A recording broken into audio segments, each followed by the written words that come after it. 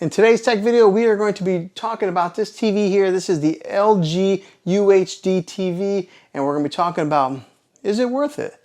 That's today's tech video.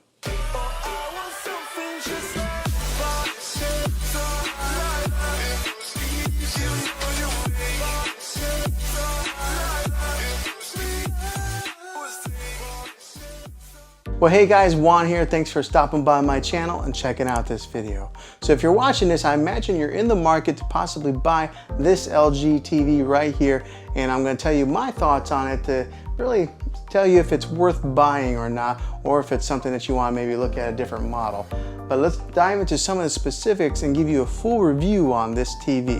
And then at the end of the video, I will give you my final analysis on if it's worth it. This is the LG 7000 series. Now this one here is the 50-inch, and what I have it is in the bedroom right now. So it's not my main TV, but it's a good TV that I wanted to use in a separate room, and I think that it's a good TV for something like that, or maybe if somebody who's into gaming. I think this TV would be a pretty good option for them. All right, so first off, it does have that UHD quality that's on the screen here right now. I just got like a picture that came on the display here, which is a really cool picture, by the way. But it does have the ultra high definition, and if you're gonna buy a TV, make sure you get one that is the UHD TV. I think a lot of the TVs that are coming out nowadays, that's kind of a standard, but make sure that you're looking for that specific name set, UHD TV. I think just because you're gonna future-proof yourself if you do buy a TV like that. It does have that 4K quality, that quantum 4K processor core that's inside this thing, which makes it really good whenever you are switching from maybe an app to opening up an app. With that quantum core processor that is built into this TV, it makes it pretty quick to pull up any kind of movie or anything that you're looking to watch. So let's go ahead and pull up one of the menus here. And LG does have a pretty fluid menu bar that comes up from the bottom here.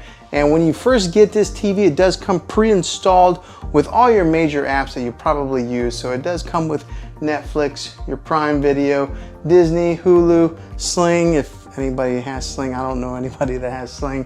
YouTube, Apple TV. Those are already preloaded in there. Now, when I say preloaded, they're on there, but you do have to download each one, but you download it one time. Now, those who may not know, you don't get that app. You gotta have the subscription to that app, but they are on there. But say you don't have a subscription to any of these apps on here, the good thing about LG is they do have some free content that they offer. So over here, if you can see, there is a one that says CH free, and on that, it's kind of like their channel that has like almost kind of like open air TV. Okay, so if you look over here on the menu some more, there's one that's called Peacock. That's like their latest and greatest app that just came to the LG App Store, and it's got a slew of free content on there as well. It's got the Google Play Store if you are into that family there of the Google apps. It does have Vudu, Showtime, Stars, Redbox. Remember, we used to have to go and buy or rent a DVD and then return to the Redbox store. Well, now you can just rent them right here on the app. It's got the CBS All Access, Spotify, so if you do want to listen to any type of music, you can do that right here on TV. And then it's got YouTube TV if you're into that, and then also just the regular YouTube app below it. So it has pretty much all your major apps that you're probably looking to consume any type of media on. Now, one that it is missing is the Spectrum TV app, which for myself, that's how I watch regular TV. Unfortunately, Spectrum did sign a deal with Roku and Samsung, so their app only goes on those two platforms. So you can't get the Spectrum TV app on here, but I think that there's a whole slew of other options, and if you're looking to get any kind of like live TV media consumption. Now, after testing this TV out for a little bit of time, the one thing that really caught me by surprise is how loud it is. A lot of times I only have to listen to this thing, right here is the volume button, but I usually pull it up to about 18 is where I'm comfortable at listening to it. And I do have kind of a longer room here. 18 is plenty loud for me, so therefore I don't really need a sound bar with this TV. That's just an additional expense. If you're wanting to save a few dollars, I think you'll be okay with that, because a lot of these TVs, the sound is just terrible. but with this one here, it performed pretty well. Now, if you do want to get some of those booming bass sounds whenever you're watching your action TV or anything like that, then yeah, look at maybe adding a sound bar to enhance your movie watching experience. But if you're just looking to save a few bucks, this TV, the sound in it, will do just fine. Now, like I mentioned before earlier in the video, it does have that quantum core processor that helps push that 4K content on this thing, which is great because it gives you that nice crisp clear image like this one here that's on the screensaver. That quantum processor helps boost and makes those colors very vibrant, and maybe reduces a lot of the noise that would be in an image. Therefore, it does also translate into video watch, giving you that really dynamic color that you're looking for. Also, with that quantum processor core, it upscales the 4K movie watching experience whenever you are watching any type of movies or TV shows that are broadcast in that 4K quality. And with that powerful processor that is built in there, if you are a gamer, it gives you that low input lag. So whenever you're playing any type of games that have a first person shooter games or anything that's like maybe driving, or maybe sports games where the ball's flying through the air, because of that processor, you're going to get better clarity, and it's going to be able to interchange with the motion of those games, giving you a very pleasant gaming experience. Now, another good thing with this TV is the thin bezel that is all the way around, making it really nice for your decor, because a lot of your TVs that are coming out nowadays, they try to go as thin as they can on those bezels. This one here does a pretty good job as far as being able to maybe match into your decor. Right now, I just have it sitting on top of a dresser. There are 4 screw holes on the back, so that way you could mount this on the wall if you wanted to. Now, let's talk about the back a little bit more, and let's talk about the inputs that it does have. Okay, so on the back of this thing, there is a USB input in case you're wanting to hook up any type of media player to it. It does have 3 HDMI inputs with that ARC HDMI in case you're wanting to hook up one of your game systems like an Xbox or a PlayStation to this. It does have the ARC HDMI input on here also, giving you 2 other HDMI inputs. It does have an Ethernet port in case you're wanting to wire in your internet directly into this, and it does have your RCA jacks with all the color coded.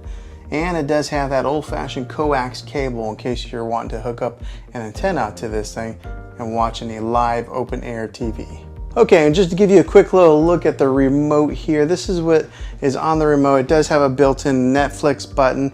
It's got a built-in Prime Video button, and then there's a movies button right here, so that way you can customize it. But it's got all your major settings buttons and everything that you would normally need. And the thing I like about it does have that push button feel versus having maybe a touchscreen, kind of like an Apple TV remote.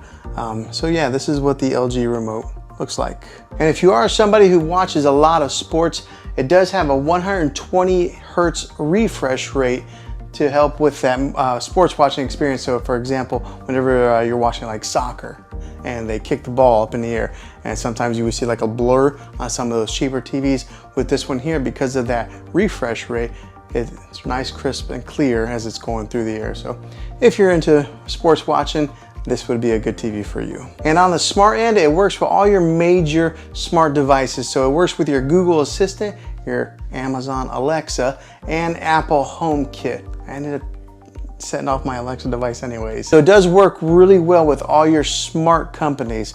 The good one is Apple Airplay is built into this. If you are an iPhone user, you're able to mirror your iPhone to this TV, and I did make a video on that, and I can put that in the description down below if you're interested in doing something like that. Now, I did talk about the audio earlier in the video, but this one does have a 2.0 channel when it comes to the audio, boosting about 20 watts of power, and it is a downward type of audio. So the good thing about it is this is mounted up a little bit higher than a lot of your TVs, and because the sound does point downwards, it bounces off like that and goes into the direction of where you're watching, or maybe bounces off the wall and kind of helps project it out, but it is plenty loud for you.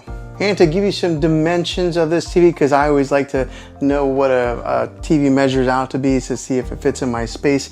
This one here, we're going to talk about it with the stand on it. It measures out to be 44.5 inches on the width right here, and then 28.3 inches on the height. That's with the stand. If you take these legs off, it becomes 26.1 inches if you were just to go with the top of the TV to the bottom. And then as far as the depth on it, you're looking at about 3.4 inches in thickness. And then also the measurement of the stand legs from here to here, in case you do have an existing sound bar and you want to see if it's going to fit in there. But the measurement for the legs is 40.9 inches. So that's about how much space you would have to fit maybe a sound bar in there. And then just to give you the weight size of the TV, it's a 24.9 pounds. So it does have a little bit of weight to it, but the bigger the TV, the heavier they are. And then fresh out of the box, whenever you do buy one of these LG TVs, they do come with a 1-year warranty. I've never really had to use any warranties on my TV, and I've never bought any extended warranties myself. That's just me being an average consumer, maybe somewhat of a cheapskate. But I never buy any of those extra warranties. But this one does have a 1 year right out of the box. Okay, and just a preference to say, I don't work for LG at all. This is just my average consumer review on this thing, my honest review. Okay, so now that we have reviewed and talked about all the specifics on this thing, is this TV worth it? I think that if you're looking for a budget TV for maybe a spare bedroom, or if you're a gamer and you're looking for a gaming TV, then I think this would be a good TV for you. But if it's like your main TV for your living room, you might want to get one that's a little bit better in quality. But I guess it all comes down to price, if this is in your budget or not. But it's a great TV. But if you're looking to maybe boost and have an awesome TV that prepares you for even more further into the future, you might want to spend a few more extra dollars. But if it's for a spare bedroom gaming TV, this is a good one to get. If you are interested in getting this, I'll have a link in the description down below of where you can buy one. But hopefully this video was helpful to you. If it was, go ahead and throw a thumbs up on it. Go ahead and subscribe to my channel. I make tech videos all the time, and I'd love to have you back in the next one. Until then, go out there and be creative.